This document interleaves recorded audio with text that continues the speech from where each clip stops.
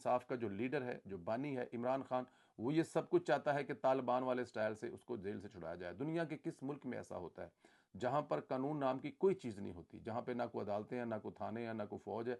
वहां पे शायद ऐसा होता है कि आपने किसी को पकड़ा है और उसका गिरोह उसको छुड़वाने आ गया है। खान साहब ये वाला तरीका इख्तियार करना चाहते हैं, लेकिन जमहूरी तरीका वही है, आइनी तरीका वही है। जैसे जुल्फ़िकार अली भुट्टो को फांसी दी गई और फिर आइनी तरीके से वो फांसी अदालत ने कहा है कि गलत हो गई थी।